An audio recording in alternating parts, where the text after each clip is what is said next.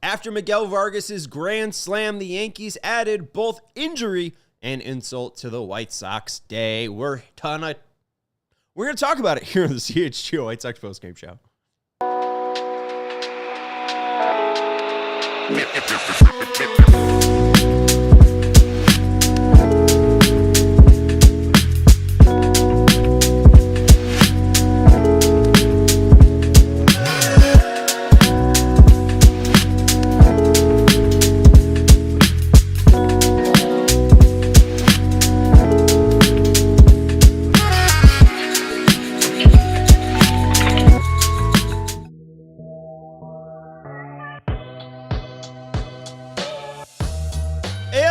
CHGO White Sox post-game show presented to you by Bet365. Whatever the moment, it's never ordinary with our friends over at Bet365. Make sure you're using code CHGO365 when you sign up. Welcome into Studio B of our CHGO offices here in the West Loop of Chicago. I'm Sean Anderson, my producer today, Joey Christopoulos. Hey, what's up, Sean?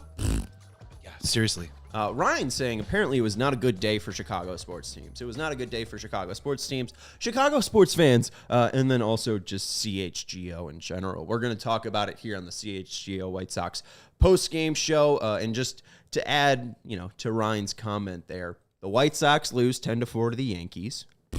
After Miguel Vargas hits a grand slam to tie the game at 4-4 in the fifth inning, where the Yankees do add 2 runs in a play that, Curtis Mead probably could have ate. He tries to throw a ball over to get Aaron Judge out at first base, and the ball ends up in the base path, bending Miguel Vargas's wrist back to a point where it caused a contusion. Miguel left the field immediately. Mead moved over to first base. Brooks came in to play third base, and then Michael A. Taylor relieved Brooks in center field. But Vargas walked off holding his wrist, and then the Yankees just poured it on from there to make it 10-4. You can also add the Bears' pain of Jaquan Brisker getting banged up in yesterday's practice, but now Micah Parsons is in the NFC North as the Packers acquired him. Nikola Vucevic says he has faith in Arturas Karnisovas, and then the Cubs lost, and I think got swept by the Giants? Got swept by the Giants, and then also it seems like it's the week where national media pundits in the hockey world are completely slandering Connor Bedard and dropping him down on all these different tiers. So we're doing pretty good here, Bob. Yeah.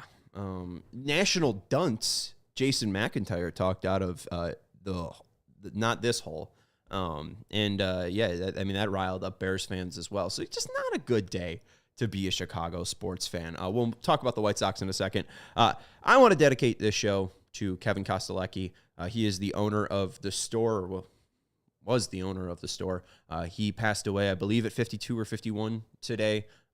We got the news, or Carm got the news today via Twitter that Kevin passed away. He lived across the alleyway from us. This is the bar that he owned, the store that was established in 1983. And Kevin was a very, very, very proud CHGO fan and White Sox fan. Every time that I stepped out on the balcony, which is often, I got to see Kevin, or, not even see him, but you just know, like, oh, hey, maybe I'll get a glimpse of Kevin.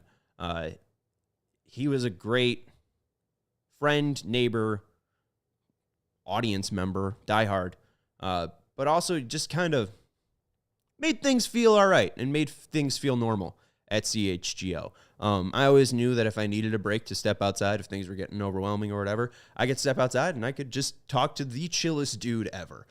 He's referred to as the shirtless wonder here at CHGO because no matter what the weather was, he was out on his balcony smoking a cigarette shirtless. And he just was, I don't know, he just really never seemed bothered by life. And obviously that wasn't true, but I know that, at least from what his friends and family have told us, that we helped him with a lot over the past 3.5 years, and we made his days easier, and hopefully we make your day easier, no matter what you're going through. And Kevin's a huge loss for our audience. There's hundreds of us out there, And even losing one of the hundreds, it's a huge blow to us. So I want to dedicate this show to Kevin. I remember him throwing this T-shirt across the alley, and he, really threw a great arc on it, Joey. He lives a little bit higher than us, so he really gave a loft to it. And then it kind of reached halfway, and then completely died and hit the alley. Shout out to Lawrence Benedetto. He went down to the alley, got the shirt, and I washed it and haven't worn it or haven't stopped wearing it since. A little pocket tee in here and everything. Shout out to Kevin. He also sponsored our CHGO softball team. He meant a lot to CHGO. He meant a lot to the host here at CHGO. Was kind of always a lighthouse in a way to let you know that things are all right when he was out on the balcony. That, if you ever needed to step outside of CHGO, you could be like Kevin and go take a heater break out on the balcony. And I will really miss that dude. So that sucks. Just completely sucks. I'll try not to have it damper the show, but it's a 10-4 loss where everyone got injured, basically.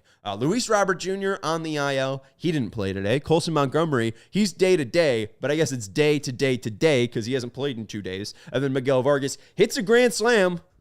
We're like, hey, maybe Miguel Vargas is a really good September, and people are a little bit more gung-ho about him making the roster in 2026.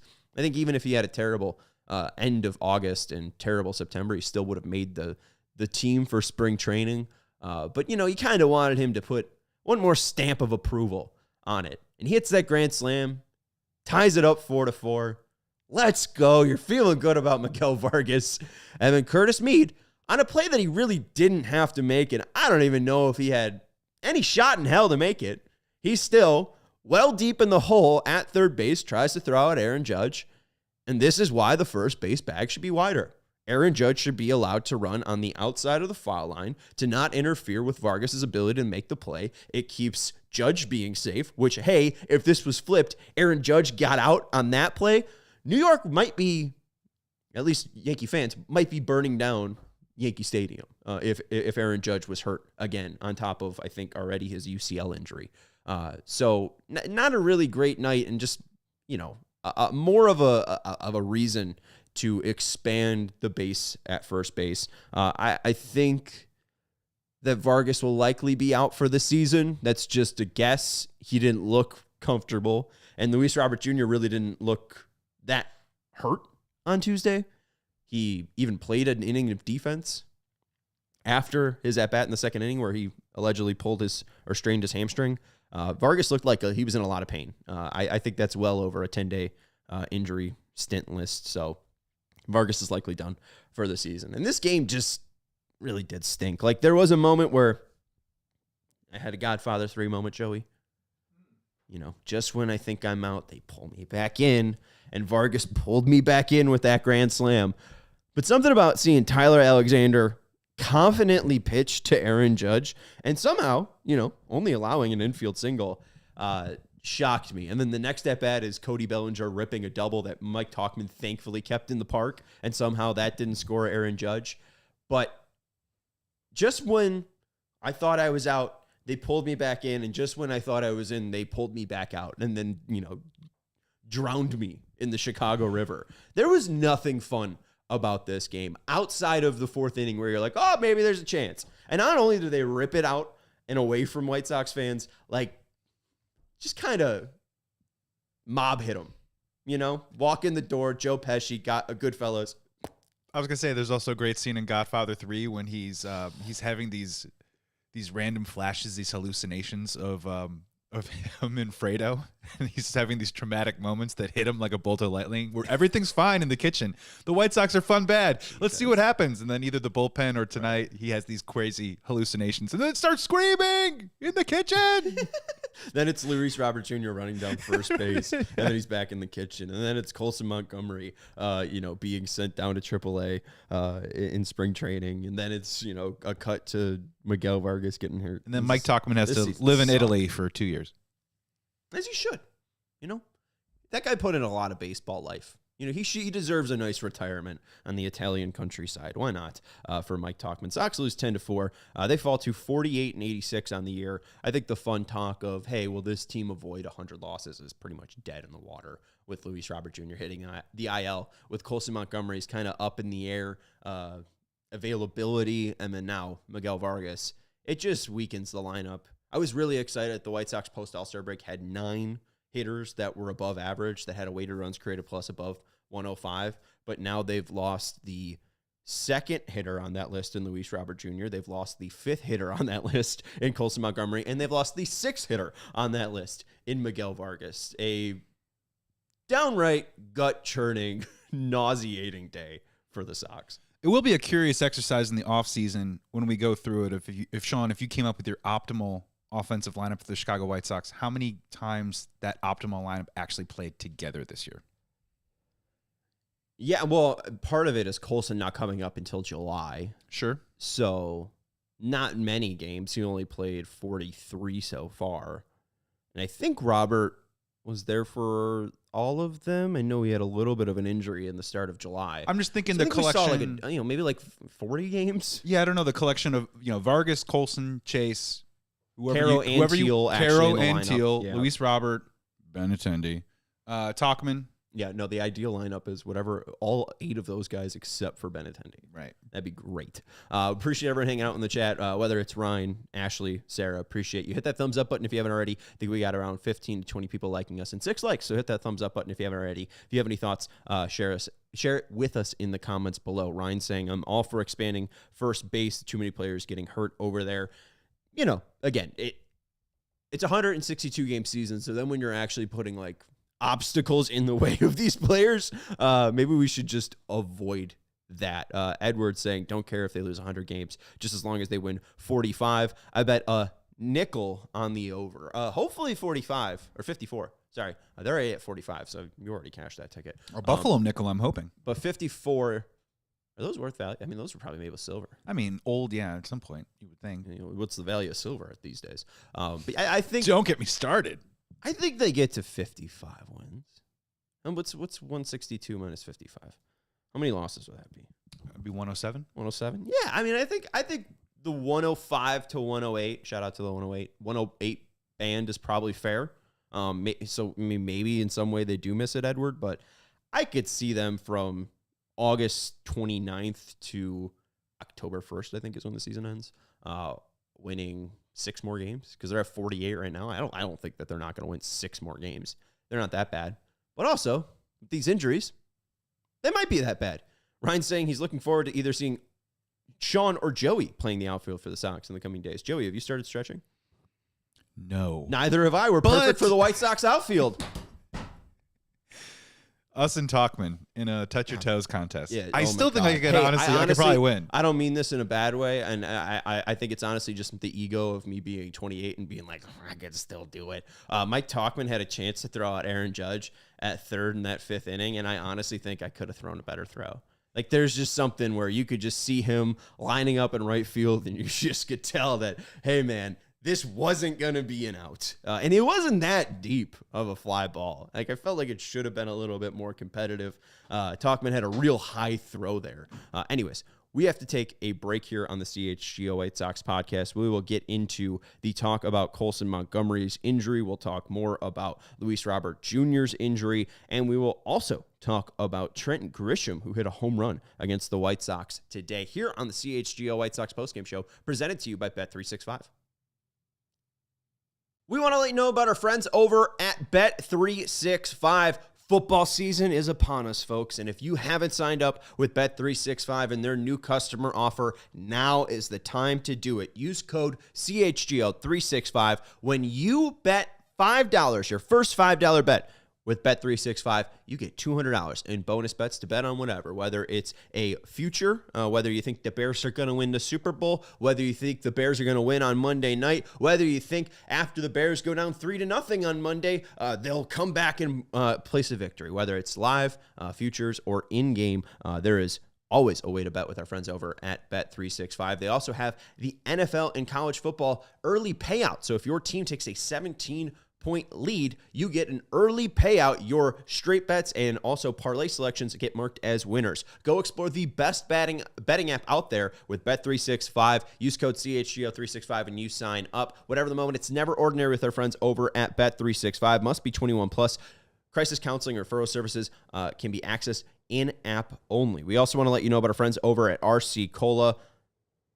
How can you tell when a Chicago pizza place is the real, authentic place? How can you tell you are going to be getting treated to not the deep dish that's thought of by the national media, right? None of the pizza oven grinder stuff, right? That's basically a pot pie. How can you get true Chicago pizza?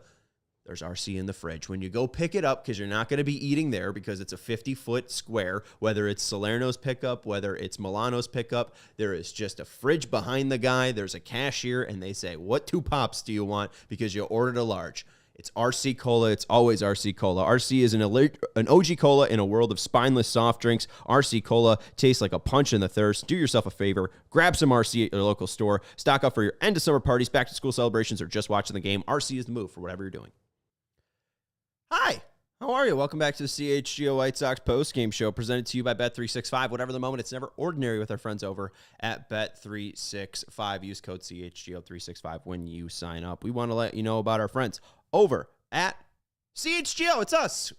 You could sign up to become a diehard today. You could become like our guy Huck from Kansas, who upgraded his tier to the tailgate tier. He had a diehard membership and said, no, I need the tailgate tier. Become a CHGO diehard today, or upgrade your current membership and get up to $140 in free Bear Gate tailgate access every year, including 1 ticket plus a Bring a Friend pass. You'll also unlock premium content, our diehards only Discord, 20% off merch and events, and a free t-shirt from our store. You also get the diehard welcome kit and more, all at a special introductory rate. We have the base tier at $59, which includes a free t-shirt. We also have the tailgate tier, which again includes a free t-shirt and gives you 2 Bears tailgate tickets.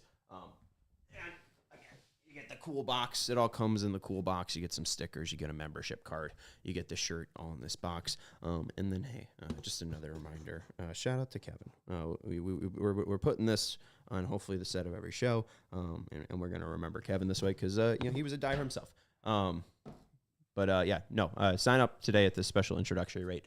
If you are interested in becoming a diehard today, I think Ryan's a diehard. I think Ashley's a diehard. And I think, Sarah doesn't count. Sarah works here. But 2 of the 4 people that are currently hanging out in the chat are diehards. So come join the fun community that we do have. Sean, who you bring with your free ticket to the Bears tailgate this year? Joey. Bringing you. What? Yeah, I'm going to bring Joey. Oh, my God. I know, right? Sorry, Sean's wife. I'm going to bring you, the viewer.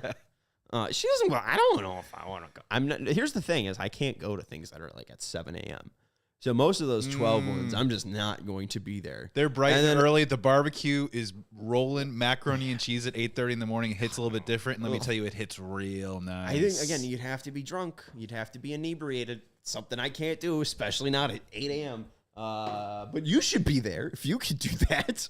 If you're a diehard Bears fan, we do have free beverages that would allow people to do that if they wanted to at the Bears tailgate. Anyways, let's get into some Sox talk. We do have some chats here. The Fat Hipster saying, "What is left to watch the Sox for at all now?" Well, me. I like eating food. So, you could just support the show. Just watch me. Shane Smith. I like eating pizza. Yeah, I mean Shane Smith. But also then, like, do you want to tune in for a Shane Smith start? Because you're not sure if it's going to be the 7 innings it just was. And that 7 innings, it was a tightrope because he threw a ton of called strikes. But I don't know. I mean, maybe Kyle Teal. Teal and Carroll have been really fun. So Teal and Carroll, but singles being lasers going left to right field. Fat Hipster, I hate to say it. I think it is Bears season, my friends. I think it'll be traumatic. I don't think that September will be good to the White Sox. Hopefully it's better. And hopefully for Edwards' sake, they get to 54 wins. But I don't think there will be much to watch of the White Sox for the rest of the year. Now, let's talk about why. Colson Montgomery is dealing with a reoccurrence on the left side On the left side of his body, this is from James Fegan, so I should make sure that I'm being clear about that. This is from James Fegan over at SoxMachine.com. I am a proud supporter of Sox Machine at their $5 level. You should be as well. James does a wonderful job of covering the team at the ballpark every single day. So shout out to Sox Machine for sending him, for him being on the road and being able to get access. Great job by James. Here is what he had to say about Colson Montgomery. Colson is dealing with a reoccurrence on the left side. And Colson Montgomery is dealing with a reoccurrence of the left side discomfort that sidelined him for a game in Atlanta. So the possibility of White Sox players hitting a very long and very fun home run Wednesday night is significantly diminished. Chris Getz said of Montgomery, we've MRI'd it and it's clean, but he still feels something a little bit, and we're going to make sure that that's under control. We had something similar pop up on our last road trip. He got out over it fairly quickly, got back in there, was productive like he's been since he was here with the Major League Club. So we anticipate doing the same thing when the time is right. Will Venable followed up today about Colson being sidelined for the second straight game. He did not participate in batting practice on Thursday, so a complete day off for Colson. Will Venable said, and again, this is from James Fegan over at Sox Machine, he can feel it on the field as well, but I think it's mainly swinging. And again, progressing here and over the next day or two, expecting to see some progress, and hopefully he's in there. If we continue to be in a spot where we're short and we don't think he's trending in the right direction, certainly that's something you have to make a move on whether you can add him to the IL. But because you can't play short every night, at the same time, we feel good about even without him on a single night that we have it covered, and we have enough flexibility with our roster that we feel good about getting through a game. I should probably not choose to read on the show, but basically what they're saying is they've treated this injury before in Atlanta. Colson was able to get over it, and we know that his past 4 games, while not injured, he's hit a home run. So they feel like the training/therapy that they're giving to him is alleviating that pain, and it's pain that obviously Venable just said it's not only swinging, but he's feeling it in the field. The grand picture, we could take a step back. We're picturing this from the top of the Willis Tower. I think that Colson Montgomery is going to be a very frustrating player for White Sox fans. And I don't mean that in a bad way at all. I think that Luis Robert Jr. has been a gift to the Chicago White Sox. I think Colson Montgomery is a gift to the Chicago White Sox. However, I don't think that these gifts have had the true time to be appreciated. Luis Robert Jr. has been a frustrating player, but we've all seen the talent and high-end potential.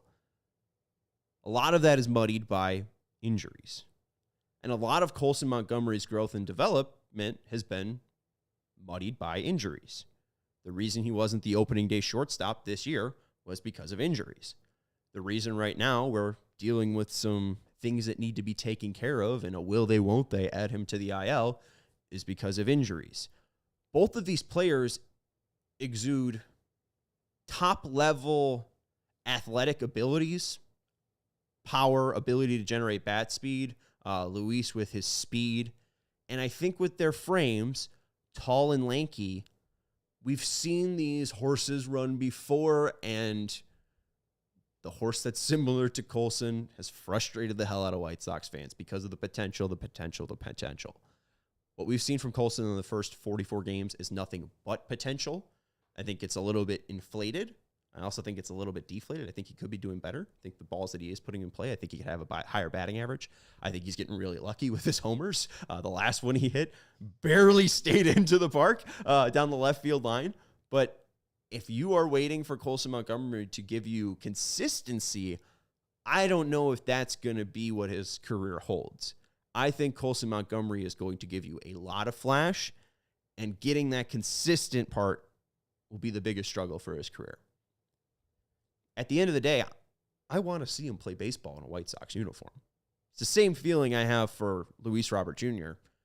I want to see him play baseball in a White Sox uniform because I haven't seen this much talent on a baseball field. Maybe it's because it's the Jake Amayas, the Vinny Capras. But even with Colson, maybe this is sacrilege, but I think he could probably be better than TA. Tim had the help in 2018 and 2019 of some very juiced balls. But outside of that, 2021 was okay, but 2022, 2023, he quickly fell off. Maybe that's because, again, it's a high workload position at shortstop, and maybe that's going to be the demise of Colson Montgomery. But if he is able to add a little bit maybe more fat to his body, hopefully that would allow him to be a little bit more consistent. Same with Luis Robert Jr. I just think that these are going to be guys that consistently frustrate fans because they're not playing 162. But if you get a great 100 games from Colson Montgomery, he could still be a crazy game changer, just like Luis Robert Jr. was in 2021 and 2022 for the Sox. In this moment, though, isn't it important? Would you agree that it's important for White Sox fans to have some patience with just him being injured right now? They because just have patience in general. Yeah. Yeah. But I mean, everyone, fat hipster asked, why do we want to watch the team? Colson Montgomery was a big drawing card the last month or so. The arrow is pointing up for him. People are actually talking about the White Sox because of what Colson Montgomery is doing at the plate, namely hitting the ball over the fence. You want to make sure that if he plays again this year, that they can do everything they can to make sure that when he's on the field, they don't have another recurring issue with whatever soreness it is that he's dealing with right now. This isn't really a strap it up and rub some dirt on it, right? Because if he comes back and he is injured and compromised, and let's just say he has a poor last couple weeks of the season, it's not going to evaporate what he's accomplished, but it certainly is going to help the program and development that he's on right now. So old cliche, like, can he be 102%? When we bring him back, we just really take our time with this one because it looked like they tried to work him through it with the Braves. And now that it's happened again, maybe slow it down a little bit more and make sure that he's in the best shape he can be. Right, but we've heard that before. And it's not even in a bad way. Like, I hear you. That's right, logical, reasonable. If the White Sox put him on the IL, we should be celebrating that they're not risking their thoroughbred, right? I was having a fine day today, and then I turned left out of my house right at the stop sign, and then I hear plump, plump, plump, plump, plump, plump, plump, and I realize, oh, hey, my tire's flat. I get out, and I'm like, I was worried that you were pooping yourself. No, sir. I just realized that my tire was completely flat, and then I had to call a guy to come over and change the flat right there. Thankfully, Andy's tire shop helped me out, but I don't know. I think this team's really just hitting a flat tire is basically what's happening. Like, it's just, I think that this is taking a wind out of the sails. And even to your point, Joe, like, it's like,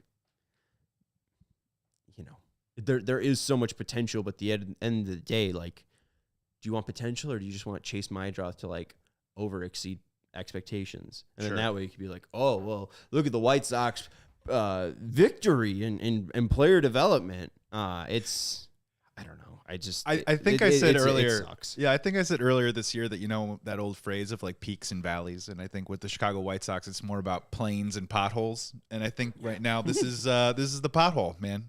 And not really sure the Chicago White Sox have the fortitude to change their own tire right now. I don't know if they have that kind of stability and infrastructure, and that's not a knock on Venable or Getz with this metaphor that we're trying to put out there, but they just don't really have the depth or the stability in the organization right now to deal with some of the issues that they're dealing with right now. A pothole so big that you have to pick on every changing day. Do you want your right side of the car to take the damage or the left side of the car to take the damage? Because either way, you're hitting the pothole. That's really what the White Sox season has come to at this point as we hit September. They're just hitting a pothole every single day. Yay! We got to take a break here at the CHGO White Sox Podcast, thankfully. Presented here by Bet365. Use code CHGO365 when you sign up. Bet $5, get $200 in free bets for new customers. We will talk to you in 2 minutes. Goodbye. We got to let you know about our friends over at Game Time. They're the only people I trust to get into a Major League Baseball game. And with summer winding down, this is the place to trust to get 100% authentic tickets on time and at the best price. The Game Time app gives the advantage back to fans. It's a hack for unlocking amazing tickets and experiences in a few taps. Hey, the White Sox give you some free stuff sometimes. You can unlock the experience of getting this cool four-headed bobblehead. Or, hey, maybe you have the experience of donating to Sox charity and getting this cool bobblehead of Bill Melton. Check out our friends over at Game Time. Wait until the last second like I do. And the closer you get to Game Time, the cheaper the tickets are. It's a hack for, I think, baseball in Chicago. Take the guesswork out of buying MLB tickets with Game Time. Download the Game Time app, create an account, and use code CHGO for $20 off your first purchase. Terms apply. Again, create an account and redeem code CHGO for $20 off. Tap, ticket, go. Download the Game Time app today. Joey, what time is it? Game time. We also want to let you know about our friends over at Ownwell. If you live in Cook County and you own a home in Cook County, listen up. Overpaying for property taxes is something far too many Cook County residents are doing, and you don't have to be one of them. In Cook County, appeal windows vary by township, close up rapidly, and are very difficult to win. So let Ownwell's experts ensure you're prepared for when it counts. Sign up in under 3 minutes and let their team of local experts and cutting-edge technology help save you money with no upfront costs. And I know I just read that very poorly and made up some poor grammar there. Help you save money. In Cook County, Ownwell has a 25% contingent fee, meaning you only pay if your property taxes are reduced. And 86% of Ownwell's customers receive a reduction. And Ownwell handles everything from start to finish and delivers top results with an average savings of $1,102. So save money on your Cook County property taxes today with Ownwell. Go to ownwell.com/cook. That's OWNWELL.com/cook. Welcome back to the CHGO White Sox postgame show presented to you by Bet365. Use code CHGO365 when you sign up. Really quickly on today's game, Sox lose 10-4. Trent Grisham hit his 27th home run of the year. I only bring it up because we had Alex Reed on the podcast, I think last Sunday. My memory is correct. And we brought up possible free agents in the outfield. And we saw Trent Grisham's name, and we laughed. And we said, Trent Grisham, huh? I didn't know he had 27 homers. Or at least he had 24. And then I think he hit his 25th that night. And then he had his 26th. And then his 27th tonight. He's an interesting player. He's seen a decrease in his defensive effectiveness, but that's at the center field position. He has a really interesting left-handed bat. He's only 28. I understand Tauchman's under arbitration for another year, but Mike Tauchman's 34. Trent Grisham, I think, could be a fairly interesting player. 28 years old, again, as I said, will be 29 November 1st, so he'll be 29 this year. He's got 2 gold gloves. Was fairly rangy. I think his range has fallen off in center field, but I think he'd make a fine left fielder for the Sox. And you look mainly at what he does best. He doesn't chase. He doesn't whiff a lot. He walks a good percentage, 93 percentile in Major League Baseball. And when he swings, he usually squares up the ball. He doesn't have the fastest bat speed, but he does have the ability to make really good contact. His hard hit percentage is a little bit over 50%. His barrel percentage is 85th percentile. His expected slugging is 86th percentile. His expected weighted on base percentage, 89 percentile. And you could just go back to his years in San Diego. He was a part of the Juan Soto trade, I believe. But you could see that he, had similar barrel percentages in 2023. I think he had similar barrel percentages in 2022. But similar barrel percentages in 2024. So he's been kind of this hitter since 2023. Ryan says Grisham's always been a semi-sneaky hitter, not phenomenal, but serviceable.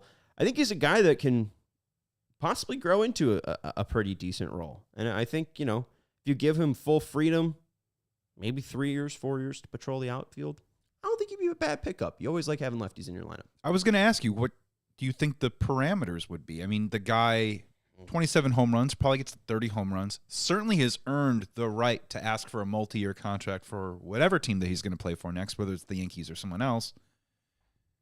If you're the White Sox, would you go to 3 years, right? Because I could see them doing 2, but does that align with what they're trying to do? And you know what I mean? I know we're talking about Trent Grisham right now, but could you see the White Sox handing out a 3 or 4 year deal if the AAV is right? I don't know if I could see them handing out a 3 to 4 year deal. So no. What about a 2? What if they did like a 2 year for like $36 million? Well, that's the thing is I think that they could. I would like to see them be aggressive. 36, I feel, is honestly a little low too, just because Conforto got a deal that was 1 year, $17 million. Benny's getting paid 1 year, $17 million. Robert coming off an injury, if they keep him around, that's $20 million. I think the going rate at least should be $20 million. You could argue is Trent Grisham worth that or not, but I mean he's worth 12 WAR over 739 games. Pretty damn decent. He's never been a negative WAR player. Anytime that he's played over 100 games, it's been around a 2 WAR season. I think it's been about 9 million per WAR. So, yeah, I mean, 18 times 2 is 36, I think. So, I mean, not a terrible guess. Yeah, I would not. It's not the same position, but didn't Jeimer Candelario sign like a 3-year, $48 million deal? A guy who had kind of banged around a little bit on the fringes and then put together a good season and a half, or above his own grade season and a half, and was able to cash in with 48 guaranteed. Third and first base, so not a premium outfield position, but he was a switch hitter, so, interesting enough. Let me know if you're interested in Trent Grisham at all as a White Sox. Let's get into the big news for the Chicago White Sox. Actually, just one more final turn. Let's go to 2 games we didn't talk about. There were some nauseating games for White Sox fans. The first one happened on the 26th. Sox were up to 4-0. After the 6th inning. Just a real fun game. Colson hit a homer, that crazy homer that barely sneaked inside the left field foul line. They all count, Sean. Then in the 6th inning, they were able to knock in runs. Teal had an RBI single. Sosa had an RBI single. Vargas scored on a wild pitch. But then in the 8th inning, Grant Taylor gets brought in after Jordan Leisure walks the bases loaded, or at least just loads the bases. Taylor gives up a first pitch single against Michael Garcia, and then he comes back out in the next inning and just gives up a ton of base runners. I forget who came in and relieved him, but then they gave up a run as well. It was Tyler Alexander, and he just had a terrible day. So did Steven Wilson. It was just a very, very disgusting game because you were like, Sox are finally going to beat Kansas City. We got a 4-0 lead. A bullpen should be able to protect 4 runs over 2 innings, you thought. And then on Wednesday, after the Luis Robert Jr. injury, there's no Colson Montgomery at all. You're like, do I really want to be here? Do I want to watch this game? Benintendi hits a homer in the 4th. They have a 1-0 lead, and you're like, hey, bright side. And then Salvi Perez, that demon, ties up the game in the 5th with a solo homer. And then Bobby Witt, that demon, singles to right. And then the 5th inning just completely falls away from him. Pasquantino with a 2 RBI double or single as well. Then Perez with a 2 RBI double. And then Adam Frazier scores Perez with a double as well. They add on 5 more runs after that Witt single that scored Frazier and Isbell. Just a disgusting way that game played out. And you just wanted to shut your laptop or turn off the TV and just never think about the White Sox again. But the biggest news, Luis Robert Jr., likely out for the season. Chris Getz didn't say he will be out for the season, but thinking about it, it's a grade 2 sprain. That's probably 15 days. It's a 10-day IL stint, so I think they'd probably have to re-up the IL stint. There's only about 30 to 29 games left. So if it is a 15-game injury, do you want to bring him back with 15 games left? Because then what if he gets hurt again? It's likely that even if Luis Robert Jr. wants to play, I don't think the White Sox reactivate him. I was very thankful that Chris Getz stood by his man, said, we are committed to Luis Robert Jr. I don't think there's much to look into that. I think that they are going to be picking up the option for $20 million. But I don't get the talk about Luis Robert Jr. I really haven't. I started to understand a little bit why we're getting closer to the trade deadline, because it's like, you know what? I just don't want to talk about this anymore. But once we got past the trade deadline and the guy started performing well, I felt the same way that I've always felt about Luis Robert Jr. is I want to see all of that potential unlocked. And when we're seeing on Sunday him making 3 web gem plays to save the White Sox game, another hustle play just from him on Sunday, you just want to see the guy succeed. Not only because as a White Sox fan, you're looking for somebody with talent, but the guy has put in a ton of work. He never shows up out of shape. For a guy that's been kind of dragged through the media for his first ever meal in the United States being 2 Krispy Kremes with mayonnaise in the middle, I think that guy's in pretty good shape. I don't understand why he consistently gets injured. And hey, here's something. Only 80 players in Major League Baseball have played in over 98 games in the past 4 seasons. Luis Robert Jr.'s one of those 80. Since 2022, he's a top 80 player in FWAR. I think that we should be excited for him. It's not our $20 million. Why do you care that he's making $20 million? A lot of people don't seem to care that Andrew Benintendi's making $17.1 million.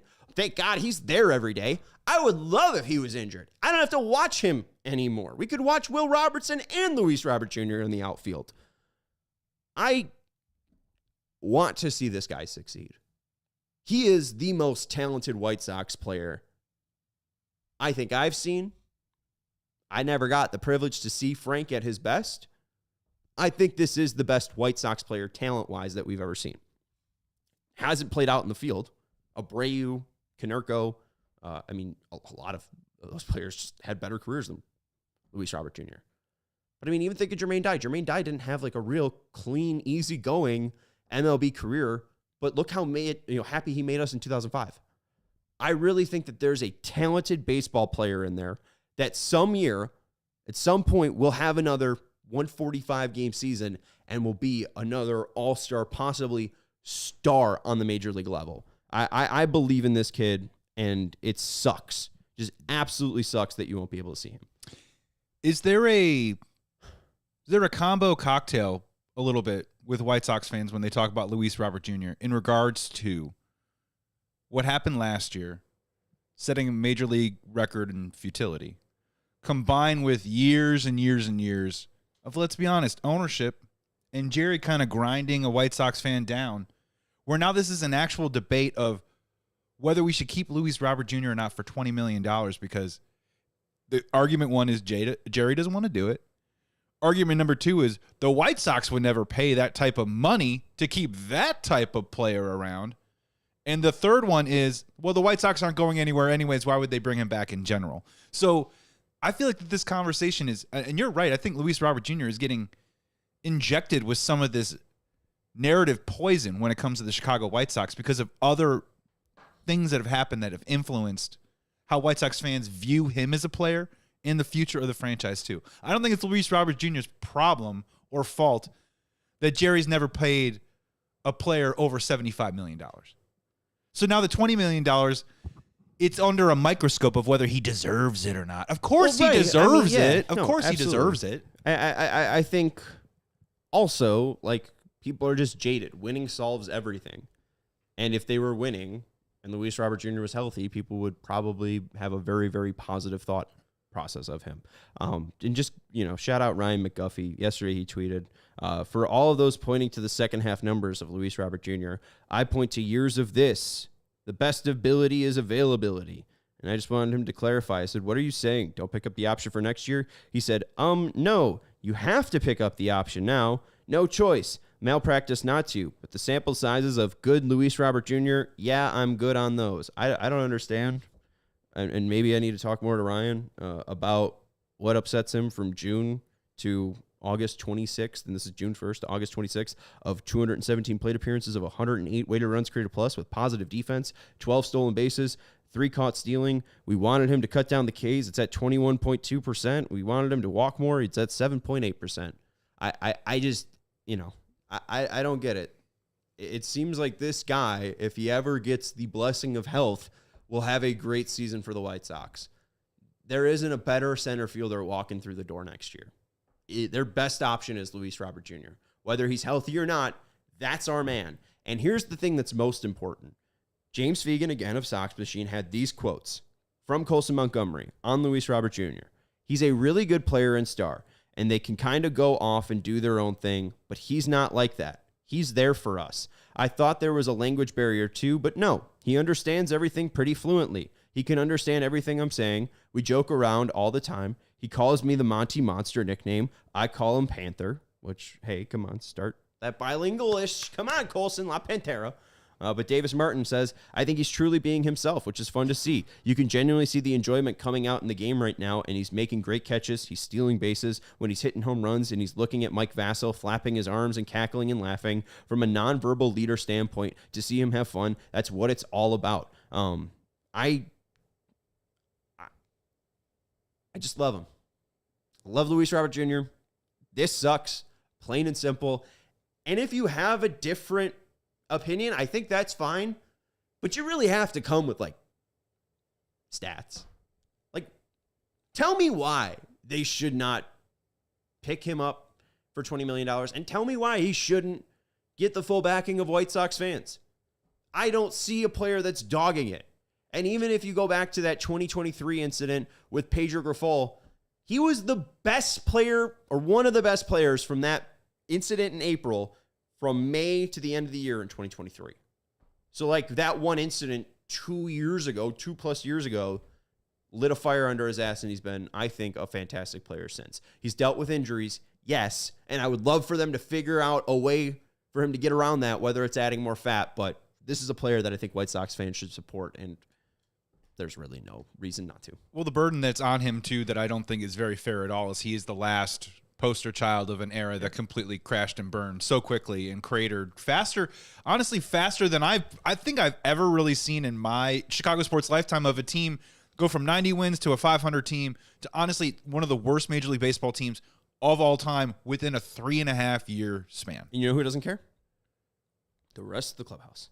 They don't know anything about the 2020, 2021 White Sox because they were all off doing their own thing. They gave him a fresh, clean slate, and it seems like he is absolutely soaking up the opportunity to have a second chance at Chicago, and it sucks that twice his season has been affected by injury like this. And my final one as a White Sox fan is last week on the Blackhawks show, Jay Zawowski and Mario Terabasi. They have a great show here on CHGO Blackhawks. They were talking about how the negative effect that Jeremy Colleton had coming in and coaching the Blackhawks, and that had Jonathan Taves on it, and Duncan Keith, and Patrick Kane. And as a White Sox fan, I hope that we don't underestimate, or maybe as we move on further in the future when we look back, the negative effect Pedro Grifol's managerial style, and I personally don't even know what it is, but it did not rub the players the right way. They did not respond to his but he also coaching. Had his best year under Pedro. No, Luis Robert did, but I'm saying that's fair. But I'm saying we put all that together, and when we look at Yohan Moncada, we look at Eloy Jimenez, we look at all the other players that didn't succeed or succeed with Pedro Grifol as the manager. I don't think Luis Robert is ever the problem. Yeah, I mean, we shouldn't have done this as we have to end the show. I think just putting it on Pedro is too niche as well. It's the 15 years of Rick Hahn and Kenny Williams that just led to ignorance of everything besides the major league roster, and that's what Chris Getz has had to come in and clean up. And I think, having actual major league support in Ryan Fuller is a lot more special than signing Melky Cabrera and trotting out. I was going to swear. We got to end the show. Who else was it? Jeff Samardzija. Who's the third guy? Oh, David Robertson. Oh, okay. Anyways, we have to take a break here on the CHGO White Sox We ain't taking a break. We're saying goodnight. I'm going to go to bed. Shout out to our dear friend Kevin. The show sucked. I'll see you on Sunday. Goodbye.